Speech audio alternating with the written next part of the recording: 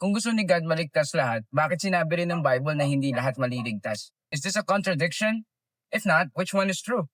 God's heart is clear, gusto niya lahat maligtas. 2 Peter 3 verse 9 says, "The Lord is patient with you, not wanting anyone to perish, but everyone to come to repentance." Ibig sabihin, mula pa nung umpisa, God's desire has always been for everyone to turn to Him. Pero, love requires freedom. If God forces everyone to go to heaven against our will, that's not love.